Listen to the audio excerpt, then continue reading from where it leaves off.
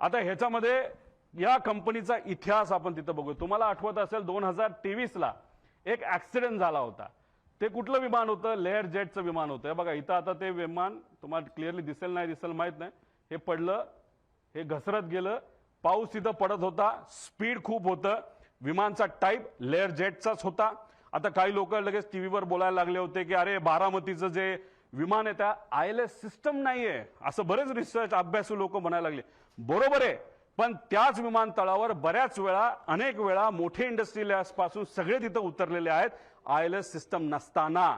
आणि ILS system बद्दल आपण चर्चा करतोय तर हा ऍक्सिडेंट जिथं झाला मुंबईला, तिथं तर हायली ऍडव्हान्स सिस्टम आहे, ILS सिस्टम सुद्धा आहे, तरी सुद्धा हा अपघात झाला कसा?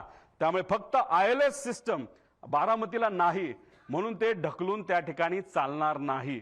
आता हा ऍक्सिडेंट झाला, कसा झाला, काय झाला, व्हिजिबिलिटी वर ढकलून मोकळे झाले विमानाचे, अजून पाऊस होता, हे होतं, मग ILS सिस्टम असताना पाऊस होताना सुद्धा बाकी विमानं लँड होऊ शकत होते, मग आमच्या VSR या कंपनीचं लेअर जेटचं विमान का लँड होऊ शकलं नाही आणि का घसरत गेलं याचा अभ्यास कुठं ना कुठं त्या ठिकाणी करावा लागेल। 2023 चा हा विषय, मग आतापर्यंत रिपोर्ट आला असेल, आतापर्यंत एन्क्वायरी क्लिअर झाली असेल, तो रिपोर्ट मीडियाकडे आला असेल, तो रिपोर्ट कंपनीली जे लोक आत होते, ज्या कंपनीली ते भाड्यावर घेतलं होतं त्या लोकांना दिला असेल अशी अपेक्षा आपण करू। कारण 2 वर्ष एवढा मोठा अपघात होऊन हे कुठेही रिपोर्ट कोणी दाबू शकत नाही। बघूया काय झालं पुढे। दुर्दैव असं 2023 ला हा अपघात झाला, पण आतापर्यंत त्याचा रिपोर्ट आलेला नाही।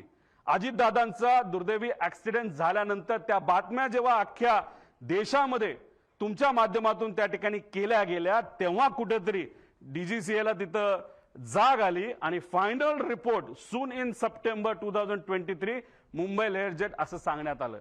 म्हणजे कुठेतरी VSRचा एक होल्ड आहे DGCA वर, असं आमच्या सगळ्यांचं मत आहे।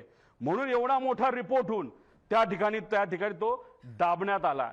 मग का हा रिपोर्ट दाबण्यात आला?